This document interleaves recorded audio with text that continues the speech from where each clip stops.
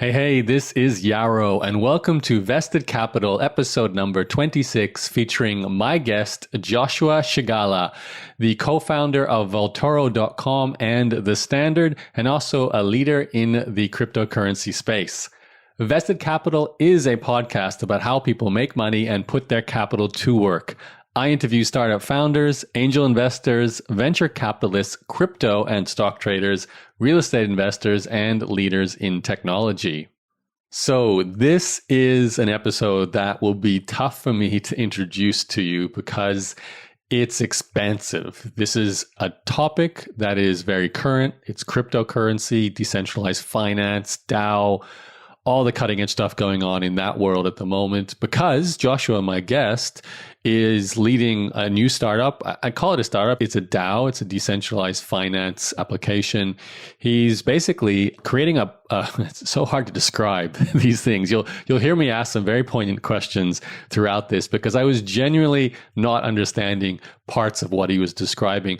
Maybe that's not entirely true. I was understanding it, but I wanted to simplify it. I wanted to understand the practical applications for an everyday normal, I use normal in inverted commas, person who's not, knee deep in technology, certainly hasn't spent so much time exploring the conversations going on in crypto world, all the deep conversations with the actual developers and the leaders in the space. They understand what's going on maybe, but for most of us, we don't really know even the basics. I feel comfortable with the basics. I understand decentralized blockchains and currencies and tokens and some of the ideas that are around different tokens that I've heard about on other podcasts and just learned about through my own studies. DeFi itself is a very complex space, but as Joshua pointed out, DeFi in terms of volume of transactions now is so large, it's bigger than some of the largest well-known fintechs like Revolut, if you might know, or Revolut, depending on how you like to say it. It's a massive European fintech company that allows you to buy and sell stocks and transfer money, buy and sell cryptocurrency as well. So this is something so huge that the mainstream public really doesn't understand. And that's part of the problem, but that's also why this interview is so important because Joshua, through his life story as an entrepreneur and just through his explanations of various aspects of cryptocurrency and the technology behind it and the philosophy behind it as well, will educate you, will open up your eyes to what's really going on. I certainly feel clearer on a lot, especially what he's doing. So just a bit of a summary of what you're going to learn in terms of Josh's story, since as always with Vested Capital, we do go back in time to learn about our guest and what they're known for. It was fun for me to do this part because Josh actually grew up in Australia, where I grew up as well. And he worked in design eventually for a number of the television stations that I know very well from Australia, like Channel 7 and Channel 9. So he worked on TV shows, graphic design, or maybe really more video design, like video graphics. He actually, as he explained in this interview, was the creator of one of the very first ever short films using computer-aided graphic design, which I think is very cool. Unfortunately, he lost that, but he's still looking for it. Maybe one day he'll find it. And funnily enough, this connects with the cryptocurrency world in a strange way. So eventually, through his work in the graphics world, he became entrepreneurial and had lots of side gigs going on. I'll let you listen in to hear about all of those. And one of the side gigs was a company called SwapStyle, which essentially was a fashion swapping service. I think his wife at the time was a co-founder, or at least helped him start it. And it sounds like it's a fashion startup, and it certainly was. But because of the way it was being used, it forced Josh to start looking for some kind of credit system within the company. So people would come and list their clothes they wanted to trade, and they'd look for other clothes they'd want to trade for. Unfortunately, it was very infrequent, to find a good trade match at the right time between two people. So inevitably, you need some kind of internal currency of value that you could swap clothes for and then use that currency later to buy from other people who were listing clothes. It's a common challenge for marketplaces like this. So because of that need, Josh dived into the world of digital currency, which then led to the world of blockchain and cryptocurrencies and all the cypherpunk movement. So he dived in, learned what would be the best version of an online currency, which clearly was cryptocurrency. Because of that, he got exposure to Bitcoin back in the super early days. Even Satoshi Nakamoto, the creator of Bitcoin, or perhaps creators, we don't know, as Satoshi disappeared, was active then. So he was that early. In fact, he even had some early Bitcoin. Unfortunately, he lost a lot of his early cryptocurrency when the Mt. Gox collapse happened. For those versed in the world of cryptocurrency history, you will know that Mt. Gox was possibly the first exchange that was very, very popular. Unfortunately, it got hacked and a lot of the currency was stolen by the hackers. And because of that, Josh experiencing losing his cryptocurrency, he wanted to come up with a more stable and reliable and verified backup exchange for cryptocurrency, which made him look towards gold as a good store of value to kind of back up the value of the cryptocurrency, which then led to the creation of Vaultoro.com. So we spend quite a bit of time talking about Vaultoro because it was and is, it's still very much a successful company, if a bit niche, a very new cutting edge idea. So he wanted to create a platform where you can take your Bitcoin or your cryptocurrencies and exchange it for gold. And it had to be real gold sitting in a vault somewhere. So we had to connect these different ecosystems, the gold system of buying gold and holding gold and, verifying it and validating it and making sure it's there and remains there and is safe and secure, along with the very decentralized aspect of cryptocurrencies like Bitcoin, and then creating an ability to exchange those at whatever the market rates are. Great story to hear all that, how that was created. Definitely recommend you pay attention to that part. And I asked some great questions because frankly, I was naive how this all works on the back end. I was super interested on how do you get gold to talk to crypto from a technical standpoint and make that kind of exchange work, which unfortunately also means you have to use the banks. That was a sad aspect of this, I think, given that we want to decentralize and move away from the banks and fiat currency, but it's very much an entrenched part of our system. And since gold is very old and entrenched in that kind of financial world, you do have to enter the traditional banking system in order to exchange gold. I say that and I'm going to come across like an advocate for crypto and, the destruction of the old banking system. And I am in some way. There's certainly a part of me that's frustrated with the banking model, especially when it comes to simple things like transaction fees, currency exchange fees, just fees for holding my money. I think that's terrible. And all the intermediaries between banks when you're sending from one to the other or any kind of transaction you do, they're all taking little pieces of it. And then recently I went through the experience of simply transferring my crypto, a small amount from Ukraine to me here in Canada. And it was just so straightforward. Went from a wallet of a friend of mine in Ukraine who had the cash I had there and turned it into crypto and then sent it to my wallet and it appeared. And that's it. No banks taking a little piece of it, no need to go to a branch. It's just a wallet. I have private cold storage and a wallet he has private cold storage. Amazing. The future, very simple example of the benefit of crypto. The story continues, of course, with Josh, where you then moved on to the current project, the Standard. Now, this is challenging for me to describe. We spent a lot of time breaking down a great example of what the Standard is.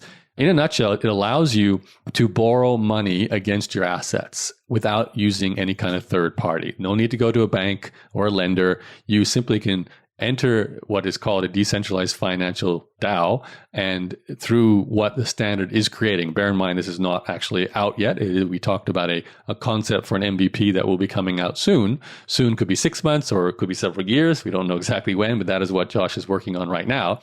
And the Standard will then allow you to, put up your gold bullion or put up your Bitcoin and then borrow against it. So you can always have a float amount of money that you can actually use in the real world while still holding on to your cryptocurrency or your gold. So it's, I think, a very useful service. I actually would probably use it right now if it was available. I had a lot of questions around the security around this. I tried to, act like I was the general public, I guess I am, to try and verify parts of what I would consider risky, just in my basic understanding of technology. Like, do I trust the owners and creators? Like, even do I trust Josh and the team at the Standard and the code they're writing? Can I trust the different platforms that are talking to each other? The cryptocurrency exchange, the DAO that offers this service, the interface, how well can it be protected from hackers? Is anyone skimming, some kind of fee somewhere or controlling the wallets, the addresses, anything I transfer there, will it just disappear? All these fears, which he, attempts to answer. And there's no good answer yet, in the sense nothing is foolproof. But like most new technologies, this is going to be a case of over time, trust becoming more standardized, more general across the population as more people use it. And it just becomes, more tested, more robust, the code has been refined over time. It's shown to be impervious. That's the hope, of course. And then it becomes a standard. So as it is named, the standard. Great story. That kind of sums up Josh's business story that we explained thus far over the almost 20 years of his life that we kind of covered in that, maybe more, 25 years of his life. So that whole story is this podcast. But as I said at the start of this very long intro to go along with a long interview, this is not just about Josh's story. This is about him explaining lots of key concepts and us using some simple examples to explain how these new forms of decentralized finance might be used in our everyday lives. So I think that you will find very, very helpful. Okay, so that's my intro. The interview is coming up in a second. But of course, I have to mention the sponsor for today's episode. I should also say, I mentioned the sponsor for today's episode to Josh off air afterwards, and he was very excited about this. I was glad to hear that. Another founder who can see the benefit of outsourcing your email to someone else. I do feel funny talking about such a modern technical topic of decentralized finance and cryptocurrencies. And now I'm switching to a very old, in terms of internet years, technology, email, something we still use today, something that a lot of humans on this planet are spending hours a day just sitting in there, replying to messages, sorting messages, ignoring messages, feeling stressed about missing out of what's going on in that inbox or not replying fast enough. And of course, using your inbox like a to-do list that kind of controls your life, all things that should not be the case.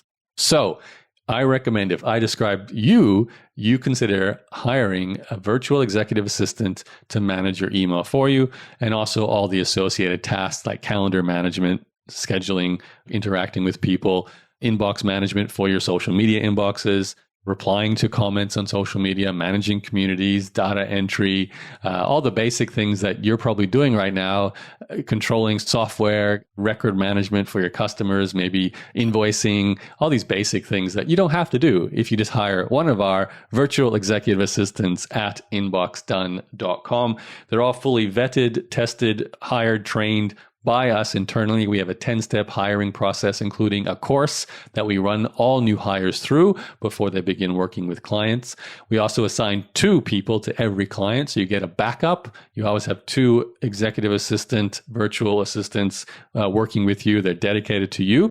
And yeah, it's a business that's been running for almost 4.5 years now. We've got clients across all kinds of amazing industries. I don't know if we have a cryptocurrency client yet. So maybe if Josh becomes a client, he might be our first cryptocurrency founder. But we have clients like accountants, bookkeepers, car sales, restaurant owners, online coaches, venture capitalists, doctors, dentists, all over the place.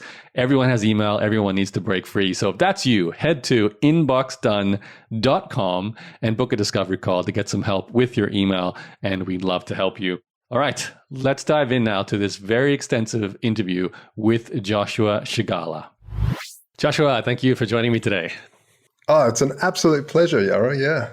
So as we were talking about off air, I have a lot of things I'm interested in you because of your history as working in Australia.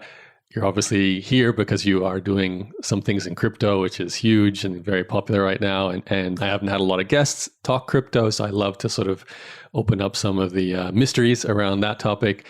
I mean, I know you were around early Bitcoin, Mt. Gox. Obviously, it's funny because I played Magic the Gathering when I was a teenager, and Mt. Gox obviously started as a Magic the Gathering website before it became a crypto exchange. So there's so much I want to talk about. But before we dive into history, I'd really just like a good summary. So Vaultoro is the longer running company you run now, and then the Standard, I feel like, is a spin-off kind of project, new business. Do you want to just introduce those two for us? Yeah, sure. So Vaultoro was the very first, after Mt. Gox collapsed, I really wanted to focus on building an exchange where the exchange was ultimately transparent, like radically transparent, because at the time, Mt. Gox, for all those listeners that don't know, was was the first exchange for Bitcoin. And at the time, there was a whole lot of Bitcoin things that were just crashing and disappearing, getting hacked. And I thought, this is just insane. You know, it wasn't just me that lost a lot of money. It was like, we're in a movement. We're in a movement to change money fundamentally. And these greedy bastards are ruining it for the whole movement.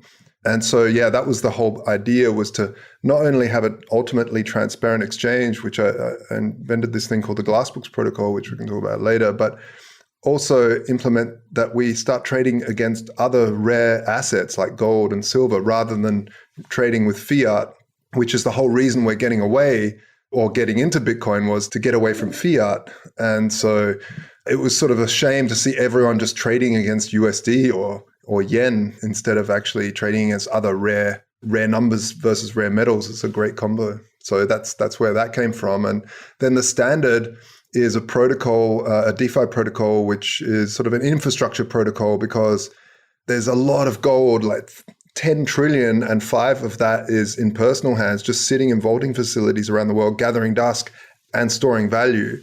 So we wanted to give that more value by allowing people to use that to collateralize smart contracts and issue themselves a fiat pegged stablecoin backed by gold and crypto, kind of like Maker, if anyone knows that, but the next generation of that, basically.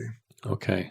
Yeah, definitely want to dive into both of those two, but I'd love to maybe cover them when we hit them in your story. So yeah, we were kind of discussing off air before we hit record, your last name, Shigala, and the spelling, and you said it might be Polish. I said it sounded Italian. We don't really know. Were you actually born and raised in Europe, or what's the family history? I was born in Berlin, and the thing is I was born stateless to my father, who was also stateless. And so because he was born stateless, because he didn't know his father, he could then travel back and forth across the Berlin Wall. And so he had this special sort of passport where, hey, you're allowed in the East, you live in the East, your mother lives in the East, but you're also allowed to go because you're actually not East Berliner or Berliner at all. So, being born stateless, I guess I'm a natural born anarchist. I don't know. Yeah, you're decentralized at birth. That's amazing. Yeah, exactly. But then, mother, she's Irish, so she got me a British passport. And then I've been, got different passports and stuff now. And so that's all good. But yeah, it's a weird thing when you think about not belonging to any state, when you start to think about what the role of a state is in protecting its citizenry and its borders or its systems. It's always a fascinating thing. And maybe that had a part to play with my fascination in Bitcoin. Yeah, no doubt. I mean, how could you not sort of see the dots, but connecting the dots there between stateless versus, fiat currencies always attached to a state. So yeah, interesting. And is your dad, did he eventually get a passport, or what happened to him? Yeah, funnily, he's full Berliner, and he would have to go to the Ausländerbehörde, which is like the immigration place. And he would stand in line helping all these people that didn't know German to fill out their forms because he was a full German, but he had to be there to renew his things. Oh, wow. But yeah, he finally got German citizenship. Okay. And went from there. You grew up then in Germany? Was that where you went to school and studied? No, I grew up in Australia, hence the wacky accent. But basically, my mother moved and immigrated to Australia when I was like 5 or 6. And from there, I just sort of, we stayed there and grew up in South Australia, down south. Then, moved and lived in Sydney for a while, worked there and got into special effects, basically. I was working in special effects and 3D animation when it was still SGIs, these big silicon graphics machines. For those that don't know, these boxes were like the size of fridges. And Toy Story was made on that, the original Toy Story. And when I first got to Sydney, I got asked to work on a project called The Matrix. And I was like, I'll do a little bit on that. I didn't even know what it was. I just thought, I'll do this, helping a friend out doing the sine waves on the Sentinels.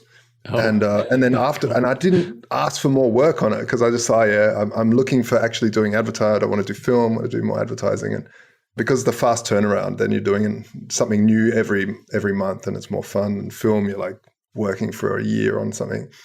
And anyway, a year or something later, I go to the cinema and watch this film and I'm like, why didn't I do more on that? That's just Yeah.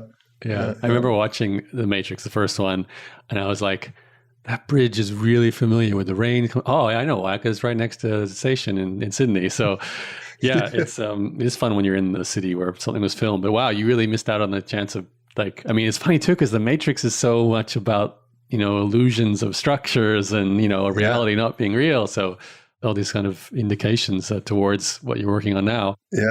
With your I don't know if it was a passion or like just an interest, or you decided to go into digital design because it was a way to make money.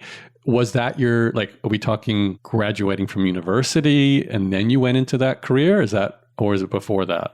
No, I left school earlier because I'd had enough of it. It just was too slow and annoying for me. And I went into real life, and I got into real life and went, man, this is shit. Sorry, excuse my French there. This is crap. I better go back to school. And I went to the sort of adult reentry after a year of being out. All of a sudden you're an adult and you're like, okay. And I came across this little 3D animation suite in the school, which was on these really, what are they? They're like Pentium something or other. Anyway, they had this program called 3D Studio. It was before 3D Studio Max, if anyone knows that. It was like the predecessor on DOS. And you could like create a sphere and instantly shade it with a light. And I thought, that's amazing. Like I just fell in love with the fact that you could take a sphere and just instantly render it and then animate it with some keyframes and this and that and the other thing. And just really fell down a deep rabbit hole with that. Absolutely loved it. Then ended up making Australia's first animated short film on that with another guy. And wow. What was that called? It was called Under Pressure. It was called Under Pressure, but you won't find it. It was just our little thing. And I've been actually trying to find it. And yeah, it's gone. I want to release it again. I thought YouTube has everything. Yeah, I mean, it was this 5-minute thing, but it took a whole year to make. Yeah, it really sort of launched me into that side of special effects thing. And there wasn't really any school you could go to back then for this stuff. I mean, I know they had 3D Studio at this adult reentry school, but it wasn't really anything accredited. It was just like, hey, we happen to have this software. And I just, would stay there. I dropped every other class and would stay in this little lab for days on end. Yeah, that's cool. You sound like me when I was 18 and I discovered HTML and I was trying to design websites myself, and you just sit there trying to move a pixel, one left or right, and it's like waste of time, but it's so much fun when you're doing it. Yeah, right. Absolutely. Now, I can tell your career based on, I know your LinkedIn here, you definitely, you continued in animation and design for a long time, but you transitioned to television. Is that what happened? Because I see an awful lot of TV stations I recognize growing up in Australia myself too, Channel 9, Channel 7. So how did that happen? Yeah, I mean, I was in post-production for a long time, and then TV pulled me in to be head of their special effects departments. And yeah, so I worked in television then doing their promos and special effects in certain shows and things that were needed to be done. And yeah, in the meantime, though, I always had multiple startups going in the background because who wants to be bored? So I had this sleuth of startups that were happening in the background. And when you're young, you can basically deal with 4 hours sleep, so weeks on end. So yeah, these startups really led me down a passion of alternative economies, especially swap style, because I really wanted to create a platform where people could swap things rather than buying and selling, because I just felt like, especially after 9/11, happened, I really deep dove into, not only into like the hardcore conspiracy stuff, but also that kind of led to understanding banking and money and fundamentals of money. And, I think it's something that's definitely not taught in school of where does money come from? What is money? Is it backed by gold? Where does gold get its value from? What is it? And these sort of fascinating questions. And then that led on to reading Mises and all of the Austrian economists and really understanding boom and bust cycles and all of this stuff. I just found it really extraordinary because it's stuff that you just don't get taught. It's sort of hidden. I'm kind of curious about the connection then, because swap style, which you just mentioned, is in the fashion space, right? Like it's clothing swap. And then I think before that, you actually also had another startup, a fashion boutique. I'm not sure I'm seeing in history here. So you clearly had an interest in fashion as well. Well, not really. I mean, my girlfriend at the time, or wife, she was right into it. And we started Swap Style before the fashion boutique. But the thing was that Swap Style was actually, when we engineered it, it was to swap anything for anything. And this is a really interesting thing for anyone that's building a startup, is that when we did anything for anything, we had all the mechanics and all the categories and everything like that. No one took up the story. They're like, oh, who wants to swap? Well, I don't get it. I mean, you got to think this is the start, like very early internet days. So people didn't quite get it. And as soon as we just went and dropped everything else and just made it women's clothes, all of a sudden, every women's magazine wanted to do articles about it. And it was so fascinating. We had TV shows in Fox over in America and all the women's mags just doing stories because it was all of a sudden their niche. And so sometimes, just like Amazon started in books only, sometimes it's really good as an early startup to really focus in on one thing and then get those niche publications to talk about you. And how did it go? And just to clarify too, so SwapStyle was a place where, like a website, you go to swapstyle.com, you would list your own clothing for swap, and then other people would list theirs, and you would just communicate directly and say, will you swap this for that? And then send it in the mail. Exactly. That was the basic idea. What was your monetization model with that? Was basically, let's see what happens. Actually, what happened is that I realized very quickly that swapping is a really terrible way of doing anything in terms of a marketplace. Because let's say I really love your shirt, Yaro. Like, I'd be like, let's swap. And you say, I don't like anything of yours. And the deal falls through and be stuck with that. And that was it. Even though there's an entire marketplace, the deal would fall through and nothing else would move. And so I already started looking then at some sort of like credit system that wasn't based on money. I was trying to figure out how can we, and that's actually when I started stumbling across some of the work that the cypherpunks were doing online to figure out decentralized money. And the writings were very obvious that this is a problem that can't be solved, which was the double spend problem. You know, when I send you a JPEG, you don't know if I've sent you the JPEG and I've deleted it. Like it's just digital things are abundant. And so this problem was unsolvable. Every bit of literature that I read said it was unsolvable, but these crazy guys kept on working at it. And I kept an ear to the train track, so to speak. And that's, I guess, how I came across Satoshi's white paper so early on. Okay, interesting. So you're making me think of house swaps right now, because I've been getting some ads on my social thrown at me about I swap my house and I go live in someone else's house. Yeah. And for the same problem you just mentioned, like, hell, what if I don't want to live in their house at the same time they do? Or, I want this person's house and there's a third person involved. We might all want to swap. So, of course, naturally, they've created a credit system where you can basically give your house to someone else. You get credits within the system and then you can spend those credits on other rentals. So I can imagine for clothing, something similar. But if I was presented that idea today, I would say, well, of course you would tokenize that and it wouldn't be a credit, it'd be a token you'd get, because it'd just be, the natural choice today. But going back in time with like sort of January 2001, like you said, all the way up at the, I don't know if you closed it down or just, sold it or whatever, 12 years later, did that whole business, was it your main income stream during that time or did you, what happened? No, I was still doing 3D work, freelancing and doing some advertising and channel branding and stuff like that. So I'd continue working a little bit, but eventually sold it to someone else who then just let it die basically. Okay. Unfortunately, but sad, but common. Yeah, but it is what it is. And it really opened the gates to understanding money, because one of the things, the obvious idea is building a credit system into the centralized database.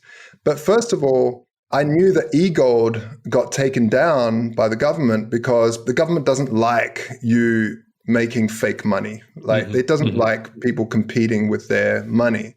That's really what Bitcoin broke, is the fact that there's no one to go after. And this is why Satoshi left, because it was an extremely dangerous thing to do. You're taking on the central banking system of the world. You're taking on the petrodollar. You're taking on, the US arguably went to major wars to protect their oil settlement in dollar monopoly around the world. There's stories of like Gaddafi wanting to do gold settlements. Saddam also wanted to do the similar things. And where are they now? But Satoshi really solved this. And now I feel like people could do a centralized credit system. I mean, you see that already with like stock photo sites and stuff. You buy credits and then you spend those. They're pegged to $1. But I didn't want to create something with swap style, which was then emulating a central. Who am I to like print new credits? Then everyone has to trust me that I'm not just printing credits and buying myself stuff on my own platform, or, Right. kind of like Tether might be doing. But this is the thing, is that I really wanted to build something else. And this is what led me down the path of finding these crazy anarcho type people that were trying to build something totally different. And it really resonated with me. Yeah. Yeah, it's such an important point because there's so many examples of a platform or a community that have their own virtual currency or credit. I mean, you can take multiple online player games where they have an internal credit system and they can buy and swap their items and so on. And that functions okay. You were making me think of, I can't remember specifically what it was, but I listened to a podcast about WeChat, and at some time early on in WeChat's life, an internal credit system was built, and the Chinese government had to say, no, you can't do that because people are using this now more than our actual currency. So they had to shut it down. But it is interesting that this is what led to your exposure to cryptocurrency and the cipher movement. So connect the dots here. You were in digital design yourself. You were running SwapStyle as a side project, possibly with your then wife. You discover this world of crypto and blockchain, but it's still super early. Like, I feel like 2012, correct me if I'm wrong, was sort of the Mt. Gox, or even later than that, right? 13, we collapsed. Yeah. What happened? Like, because you were in Mt. Gox too. So how did you finally get yourself involved in that land? Yeah, so I started in late 2010 really deep diving Bitcoin. And the only thing you could really do was buy alpaca socks from some guy in, I think it was somewhere in Europe. And there was Mt. Gox. Silk Road had just sort of started as well. It was like, wow, this is nuts, amazing. If suddenly the deep web had a function. And, if you look at it from a philosophical rather than some sort of moral scope, it really was an interesting time, because not only are you disrupting government's sort of ability to control money and inflation, but you also had the ability for people to voluntarily trade things that governments might not like. Whether you like or dislike that, it's a really interesting lens to start looking at how society, if you take that as first principles and project that out, what would happen. And one of the things that we really saw happen was the fact that drug marketplaces started becoming really safe, because all of a sudden the consumer could give feedback, negative feedback, to drug dealers. Like, when was the last time you met some drug dealer down the back alley and started shouting at everyone walking past, this guy's selling crap, cut with whatever? You would just get a bullet. So this was the first time people, and anyone that was able to use Bitcoin at the time, it was very technical. It was a very, very rudimentary system. So you had to be very technical and nerdy. So a lot of the people using Silk Road were like university students that had access to all this testing equipment. So they'd like buy a product on these dark webs and then test it at the universities and then write feedback like, well, there's this much agent of that, and became really pure, and people could like, but it was a fascinating sort of just to watch this play out, going, wow, suddenly this trade is becoming a lot safer because people are getting better product. Plus, you have to sell good stuff, just like eBay, to be able to sell more expensive because you've got a good reputation. And anyone coming in new would have to like basically have no profit because they have a new account. So there was this really interesting dynamic that was playing out. And of course, with that comes really negative, constant news and headlines and arguments against this sort of weird thing that's just for drug dealers, or it's just a tulip bubble, or it's just there was, all these typical arguments that you got back there. But it was an absolutely fascinating time to seeing this new wacky technology full of people that were ideologues. And nowadays there's a lot of everyone and their dog has got a little bit of an investment in this. But back then, it was really people that were fascinated in either the technology and cryptography, either in ideology of like anarchic ideology, or even libertarian. It wasn't anarchic, it was libertarian. And so you would have these extraordinary conversations online about philosophy. And, what other community does that happen in, really? And so really, really interesting stuff sort of played out. Sorry, I went a little bit away No from you. problem. Well, the only thing I don't know here is what was your role in, like, were you participating at this point or just having conversations? What was your job? I was, yeah, like, I mean, I had an account, of course, in Bitcoin Talk and stuff. Satoshi was still around, but, I didn't really, I just sort of was doing my own thing. I was head of, the 3D at Channel 9 at the time, and I just had a lot on, but I was definitely already working on it. So we implemented then Bitcoin into swap style pretty quickly. Oh, wow. But the thing was, no one knew what I'd get these emails like, what's this Bitcoin thing? And I'm like, and I'd have like a page explaining it. It was way too geeky because you didn't have seed phrases. So backing up was really hard. You didn't have hardware wallets. The original Qt wallet was just like this, which was the reference wallet of Bitcoin. That was the only wallet you could have. It was a complete nightmare. People kept on losing money and, you needed to be full on tech head to use it. But it was fun throwing it in there. Okay. So I feel like there's a couple of years between this and you starting Vaultoro. So is it a case of you're just living your life, you're working at Channel 9, someone had bought Swap Style, so that was no longer on your plate. You're exploring that underground world, in your nights and weekends. And then I'm guessing, correct me if I'm wrong, your source of crypto at the time being Mt. Gox, then it imploded, and that's what then triggered you to get into it. Is that kind of the chronology of your journey? Yeah, I loved building little things and little weird applications like price checkers or, just stuff that's kind of rudimentary. But yeah, it was really after seeing multiple things collapse, like there was a service called instawallet.org, I think it was in .org. Anyway, it allowed you to, like, as soon as you opened that website, it would generate a wallet address and the URL would be your wallet. So you bookmark that and you didn't need a password, nothing. You just sort of instantly have one. And when you go back to your bookmark, there it is. If you lose your bookmark, it's gone. And people were just using it. Of course, that was centralized service. All of a sudden they got hacked. I say that because they probably just ran off with all the funds.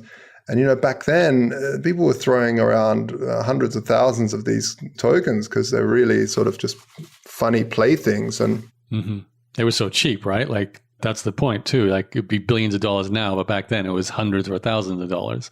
Yeah, exactly. And so it was really that I had enough of all these people running away with people's money, and I wanted to build something that was truly transparent. So yeah, I'd actually moved back to Germany at this stage to spend some time with my father because, I'd never really spent much time with him and he was here. And so I wanted to, get to know him better. And you speak German, I assume? Yeah, I speak German. I mean, I didn't at the time, and now I speak very well because I've been here for like 9 years, 10 years almost.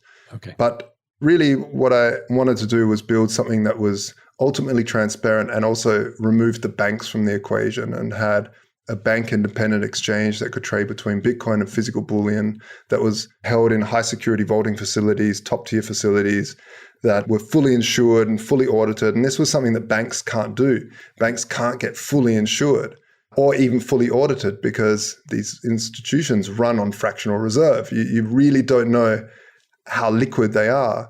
And this is the beautiful thing about gold. It's just a bar of metal sitting in a vault, like fully really, really primitive money, And the great thing is an auditor comes in and counts it, looks at the serial numbers. There's a chain of custody. So you know that it went from the mine to the smelter and it's never seen the sun straight into the vault. And these are LBMA good delivery bars, they're called. And that it just sort of means that you can absolutely be assured that it's 99.99% and that you could easily, it's very liquid. The gold market's the second most liquid market in the world under the FX market. So it's if it's like never seen the sun because then you don't need to check it again. It just sort of flips and floats around. So, So this was the idea behind Vaultoro after the Mt. Gox hack was really to allow people to, hey, I just got paid in Bitcoin. I'll hedge it in gold because I run a TV shop. Let's say I sold a TV for Bitcoin. And I'll hold it in gold. And then when I need to restock, I'll sell the gold back to Bitcoin. And hopefully my supplier takes Bitcoin as well. But it was a way to really hedge out the volatility of Bitcoin in another rare asset. So these, rare numbers versus rare metals, it was kind of a marriage made in heaven in my eyes. Funnily enough, Bitcoiners couldn't stand gold and gold people couldn't stand Bitcoin. And I never understood it. I was like, what are you guys fighting about? There's the enemy right there. It's called central banking. I was actually thinking so many times I've heard podcasts where, there's a gold believer and a Bitcoin believer, and they both, the store of value argument, that's what Bitcoin might be the best use case for it. So it's replacing gold, therefore. But you're right, it doesn't have to. It's just another store of value. And you are the first person I've actually hear, or at least create a company that's specifically about the cross exchange between those two commodities. So that's interesting. But by the way you described that initial idea for it, it was well and truly for already converted Bitcoin users, right? Like they were receiving the Bitcoin, then coming to Vaultoro and saying, I want to basically back this up with gold, and then vice versa. You could take out Bitcoin, and the gold goes back. So can you tell me, you're in Berlin, I'm assuming, you have this idea. Yeah. Well, certainly when you had the idea, I wouldn't even know how to begin doing what you just thought of as an idea. Like, do you go find a gold supplier and then an engineer who can then make a exchange that works with this gold supply? Like, what's the engineering of this process? Yeah, I mean, this is the thing, right? That's why I love the Steve Jobs quote of, stay hungry, stay foolish, because you sort of foolishly think, oh, I've got an idea, let's do it. And and then it's really the heart of hard things is building a startup around stuff. But basically, I was lucky enough that my half brother over here is an absolutely brilliant engineer. And he single-handedly coded the exchange. And then also way down the track later on, we were the very first exchange in the world to implement the Lightning Network for the same reason that I could say, hey, Philip, can you chomp on this problem for a while? And he was like, oh, okay. And then here it is. So that was really handy. But also being in Berlin, and it's just a jump, skip and a hop away from Munich, which has got a lot of the gold industry in Germany, and then another hop, skip and jump away from Switzerland, which is obviously highly renowned for its gold industry, and also London. So it's really that whole area between the London bullion markets, Switzerland, Munich, Berlin, it kind of just sort of fit. So we had a meeting with one of the largest gold suppliers in Europe called Pro Aurum, and they really loved the idea. We went in there first because we didn't want to give them the idea and say, well, we want to build an exchange between. They're like, okay. And then we're like, we're going to do it with Bitcoin, because you got to remember, folks, like back then, Bitcoin was only for drug dealers. Just like the internet, actually, for the very first people on the internet, it was only for pornographers. Yeah. And it had a really terrible name. Porn. Like, what are you into pornography? Why do you want the internet? Like, no, like what? There's really good university. Like it's but the narrative, what everyone believed was that it's just for drug dealers and stuff. And so there was a lot to sort of get around. But so we took a year to basically build the exchange and test it. And the thing with Bitcoin, you can't move fast and break things like you can in Silicon Valley, because if you break things, you lose everyone's money. So you can't really build an MVP. You have to really build quite a hefty infrastructure around it. And so it did take a while back then. Plus, we were really inventing stuff as well. So you couldn't just take a library, JavaScript library, and plug it in and hey presto, you have a wallet. Really, you'd have to build your own wallet and own backup solutions, own multi-sig solutions for security. It really, we really deep dove. And, we've been around since 2015 and we've never had a hack or anything like that. So touch wood, we've been security obsessed since the beginning and successful because of that. Okay, so forgive me if I get too super basic here, but this will help me and the listeners no doubt understand too. And I'm going to ask this for when you first rolled out the first version of the business, but I feel like it might not be that dissimilar from what happens today. Yeah. I have a Bitcoin in my own wallet right now. Yeah.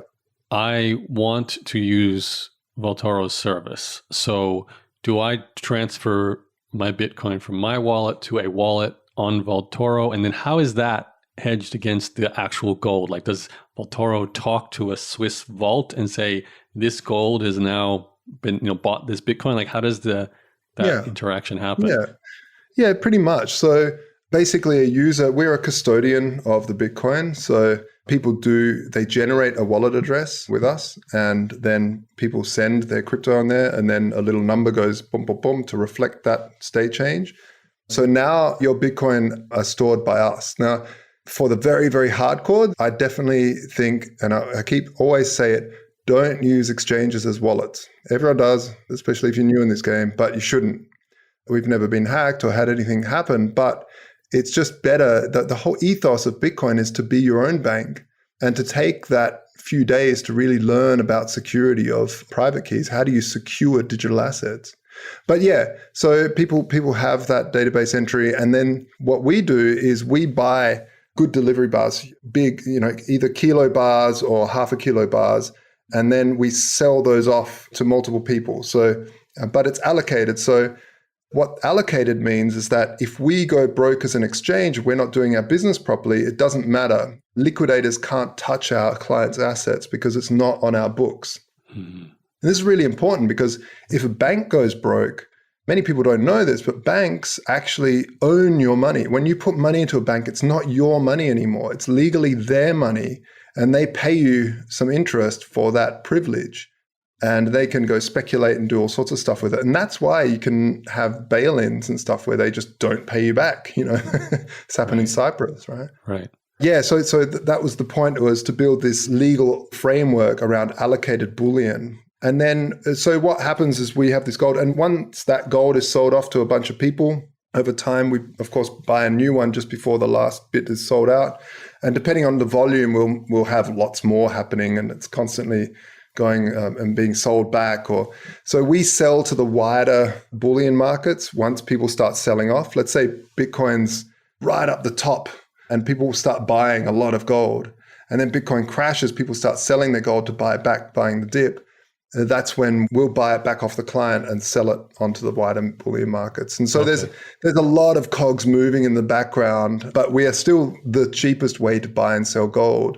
Of course, it's allocated. It's not gold. I mean, you can take it home to cuddle if you want, but we weren't built for that. We were built for a large scale, in and out, easy movement. Plus, if the stuff hits the fan, you can go and get it and collect it or get it sent out to you. We do have that option because it is your gold. You can do whatever you want with it, but that's where it gets expensive because there's all sorts of insurance. As soon as silver leaves the vault, it attracts taxes and VAT and all this stuff. So yeah, it's designed for quick in and out, and that's kind of it. Yeah. Okay.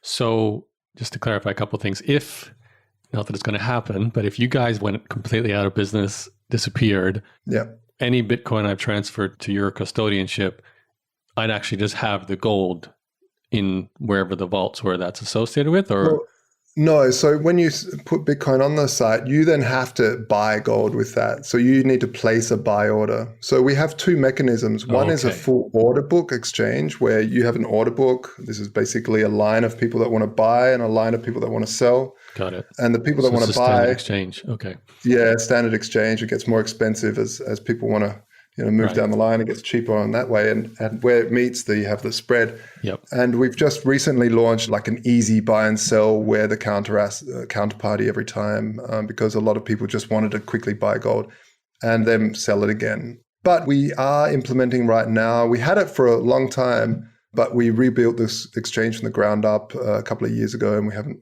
implemented this feature yet, which is like an auto trading bot almost, where people would tick a few boxes, and it would, as soon as the Bitcoin would arrive, our system would keep an eye on that address. And as soon as it arrived, it would go and buy gold. And then, now we're making that a little bit more advanced. And back then in the day, people would mine directly to Vaultoro, and it would basically mine real gold with digital gold. It was kind of interesting. That's kind of cool. Yeah.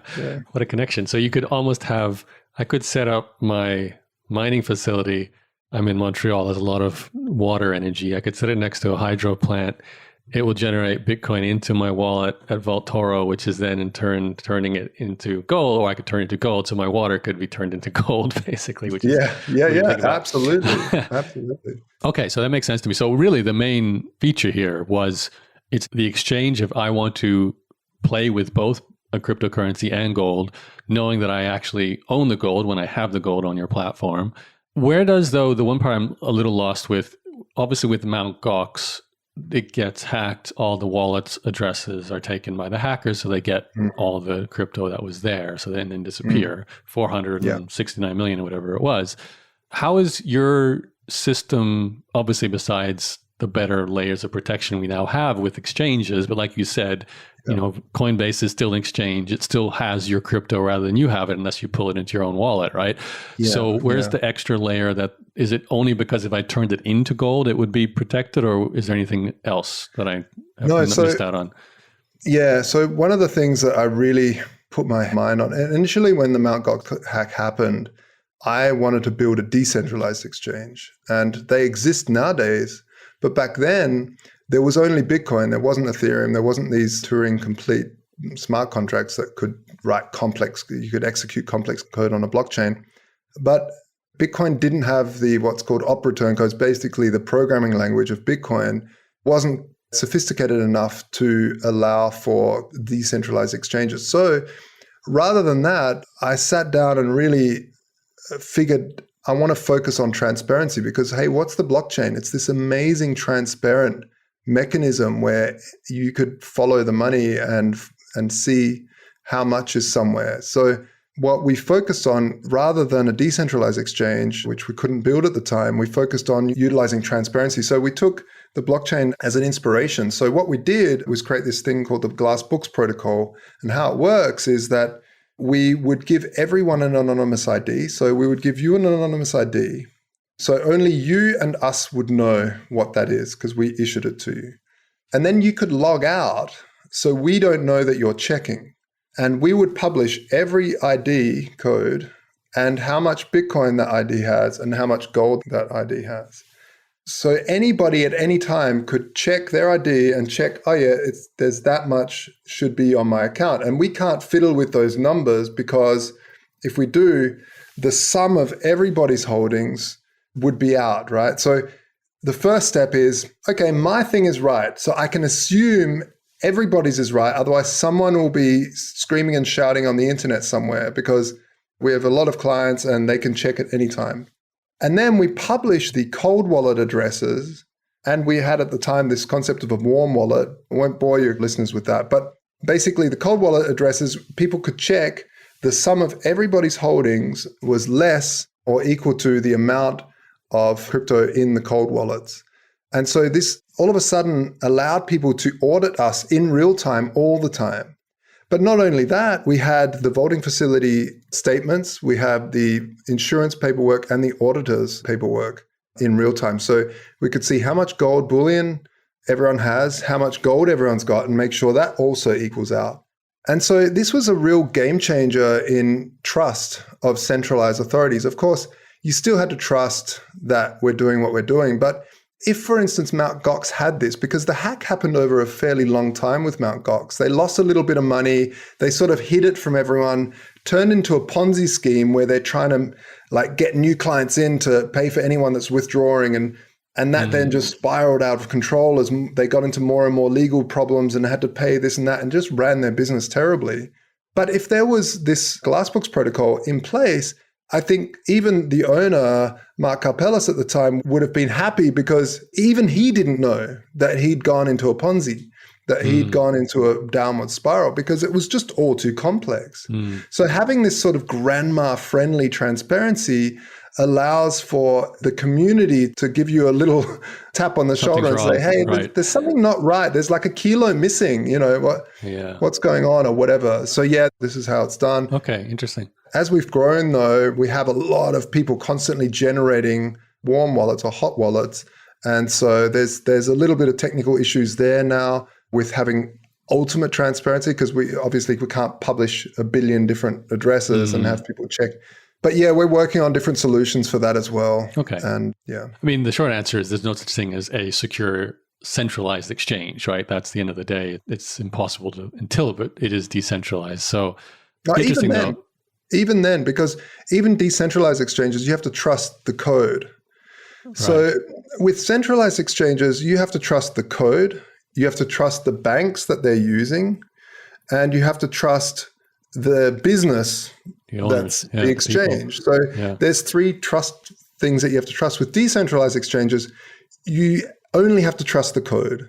Because even if you're a coder, you still have to trust the code. Like a lot of smart contract auditing firms, their business model is basically praying because they can read the code, they can look through it, but they don't know everything. This is what hackers do. They find the bit that you can't see yet. Vulnerability, right? They figure it out. And so this is a tricky thing with complex smart contracts, and we're seeing it over and over again. I mean, we saw a few epic hacks in the DeFi space because of this problem, right? Yeah. Well, I was unfortunately in Einstein Exchange in Vancouver, one of the, I lost a bit of money there. And that was like, I just had the money still on my, both in a wallet and just in their account with the USD. And I was like, wow, I didn't realize how vulnerable I actually was. It's just the owner disappeared.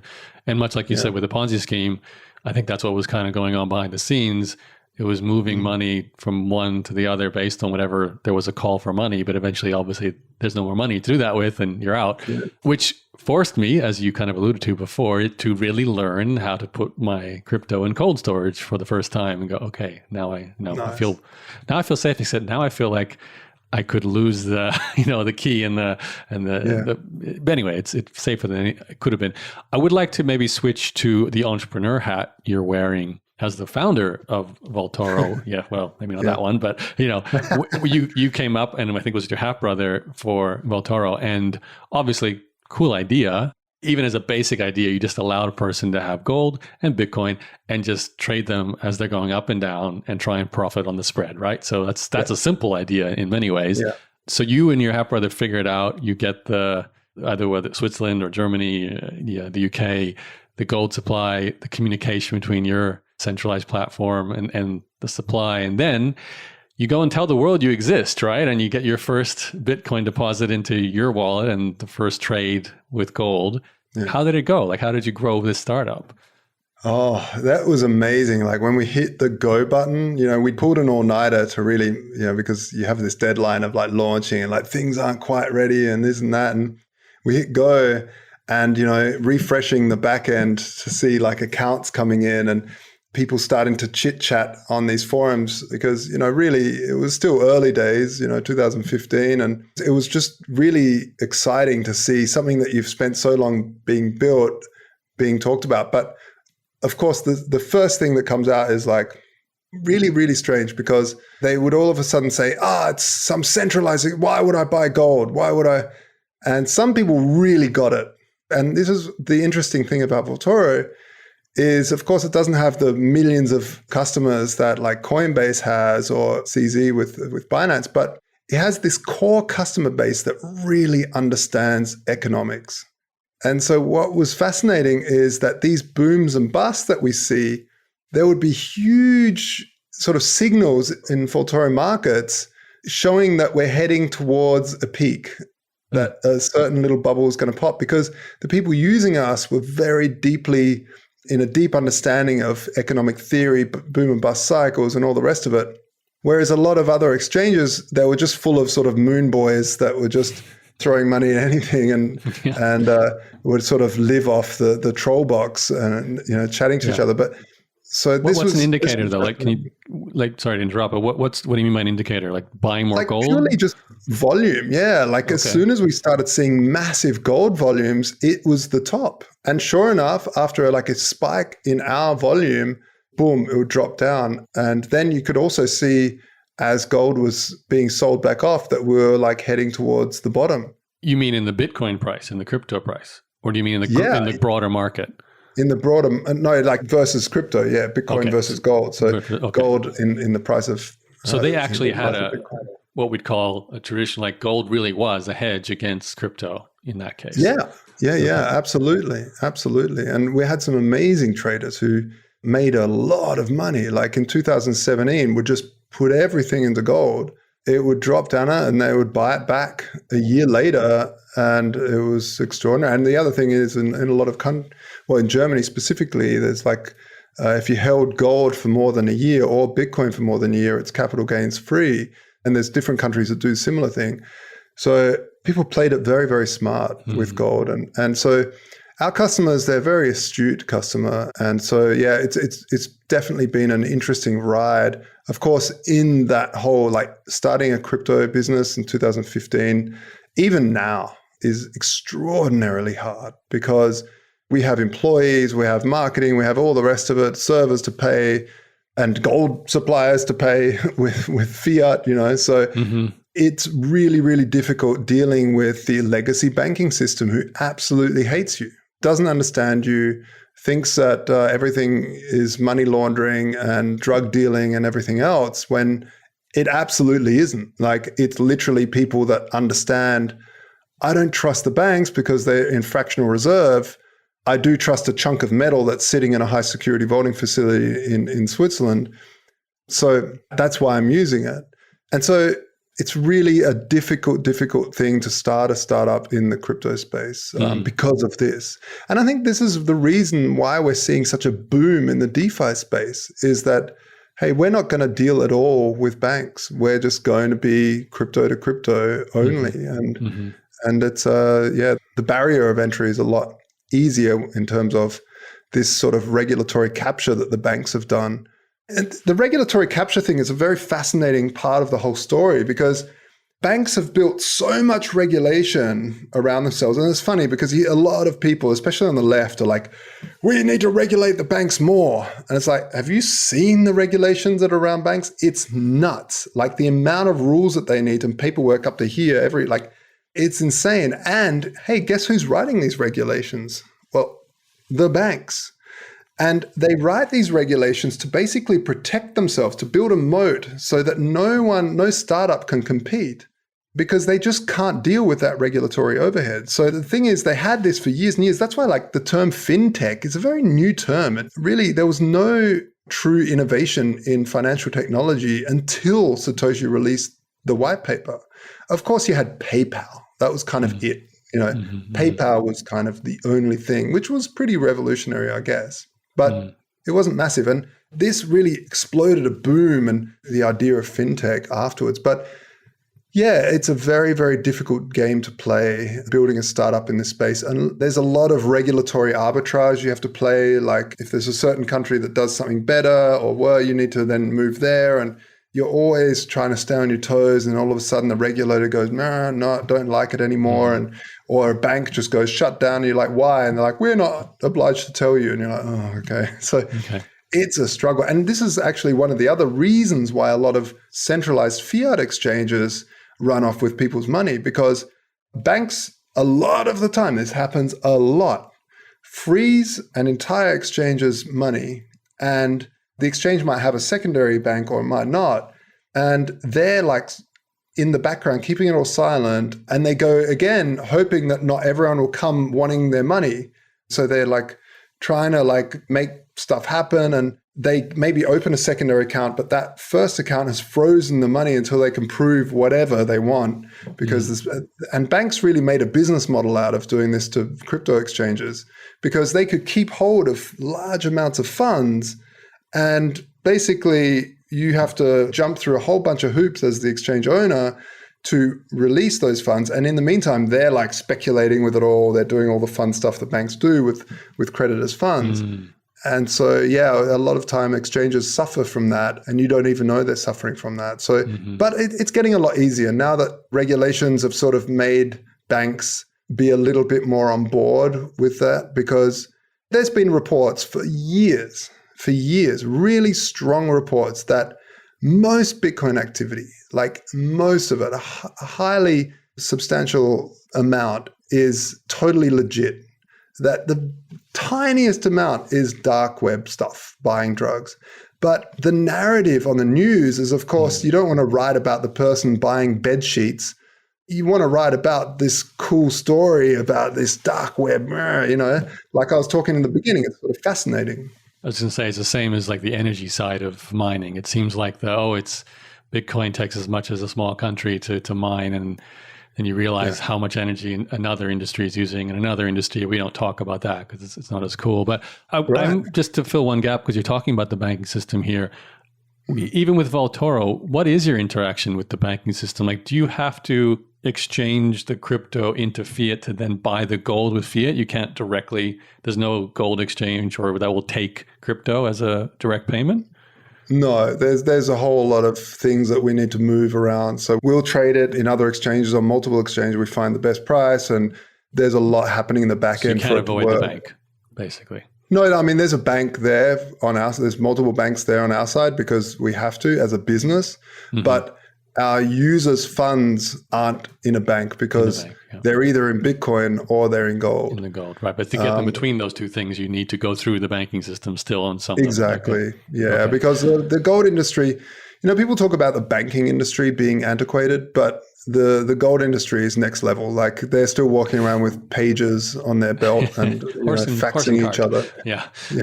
Yeah. Beep, beep, beep. Oh, like it's just weird. They're really when we first launched Vaultoro, when we first started talking to the gold suppliers, they were like, oh yeah, just fax us through the order and we'll look at it. And we're like, this faxing thing isn't going to work. We're going to have to help your tech team because we're looking at high frequency trades between a very volatile asset and a second not so volatile asset in comparison. Right. Yeah. Okay. And so, trying to deal with that and crossing that bridge was also fun. Okay. Yeah. Well, I can only imagine. But I mean, we're talking in 2021, so I realize you've been through quite the evolution over the last sort of 7 years. One thing I don't know in all of this is your monetization model. Like you guys, as the founders, like what was the plan at the beginning and how you would be able to pay all these staff, and you have to have so much compliance, no doubt, lawyers, accountants, everything. Is it venture back too? That was my other question. Yeah. So we're running for a year, and then we thought we better raise some money. So we got into Techstars, which is like a venture capitalist sort of accelerator launch pad thing. Yep. An amazing system where they take people that have great ideas and teach them how to be entrepreneurs, teach them how to raise money and all this. So we got into the program here in Berlin, and that really opened our eyes and our doors. And from then we raised again another round. The model, of course, is like any exchange. There's a spread between the buy and the sell. On the market order, on the order book, we were taking fees, trading fees. But it was a struggle as well because the people are used to paying really, really tiny fees because in fiat exchanges, it was fairly simple. Like we have to jump through multiple things, trade it on other exchanges. We should also add fees and then add. So we had to take a bigger chunk. So the trades were a little bit more expensive, but for the people that understood what they're getting, it was well worth it because we were still way cheaper than going to a shop and buying gold because the spreads there they're insane. So we were still way cheaper, but for the crypto trader that was just sort of in and out, they were like, this is too much for me. And that's why we have like a core of really strong users that understand the value proposition that we're giving. And it's really helped a lot of people. But yeah, it's definitely a niche product. And this is why we wanted to now look at building out the standard, which leverages the idea of holding physical bullion and go from there. Yeah, I'd love to switch to talk about how the standard interacts here, but just a couple more around Vaultoro, because obviously you've got more years there in time. Is it fair to say it grew, even though you said it's a small kind of niche user base? I can understand why. But did it grow primarily through word of mouth? Because obviously crypto and gold, especially starting in January 2014 to 15, it would have been like on the news, anything that was new and well, maybe not on the news, but on the underground, on the forums, on the Reddits, on the Discords and so on, right? So is that how you grew, or did you actually have to hire PR and do a pay-per-click campaign and all that sort of stuff? We tried all that stuff, of course, but yeah, it was primarily word of mouth. Primarily people would say, hey, you know what? Bitcoin's going to a massive bubble, and their friends would say, you should maybe buy some gold. But I also would always be on different podcasts and different TV shows. There's on Max Kaiser's show, and because a lot of these early people, they love what we're doing. So, and because I was in crypto so early, I knew a lot of the people that had influence in terms of shows and things. So they would invite me on, and that would then drive more traffic. And yeah, definitely word of mouth and me being around, right. Definitely at like events as well. Like I was always doing talks that people would always want me to talk at different events and stuff. So that really helped as well. Yeah. Okay, cool. Yeah, let's switch to the standard then. So just obviously we've been talking for a while. People may have totally forgot what you just mentioned in the standard right at the beginning of what it actually is. So you want to give us another overview of what the standard is and how did it come about? Because I feel like it is connected to Vaultoro in many ways. Yeah, it is. So obviously I watch a lot of crypto projects, and one of my favorite projects at all is the thing that spawned DeFi, decentralized finance. Of course, Bitcoin arguably spawned DeFi, but in terms of the more next generation decentralized finance, the Maker DAO protocol was really what opened up the world of DeFi, because you have these centralized stablecoins like Tether and USDCs who have got apparently billions sitting in bank accounts, and you have to trust that they are. And there's a whole bunch of risks with those. You have the fact that the banks could just decide to freeze the accounts, and all of a sudden USDC couldn't get it out, or Tether would like, what's going on? And you also, it's totally intransparent. You don't know, have they got it? Are they liquid? Are they, how many banks? The governments could shut them down and say, hey, a Tether was used for buying something illicit, so shut everything down. Do you mind, Joshua, just for the absolute layman, explain what Tether and USDC, like what is a stable coin, just so people understand? Yeah, so Tether it was the first sort of fiat pegged stable cryptocurrency. So what they did is it said, we're going to create a digital token. It's like Bitcoin, but it has no real value. And we're going to say, when you come to us, we'll buy it from you every time for $1. And we'll sell it to you for $1 as well. In actual fact, it's 99 cents and $1.01, and that's their business model.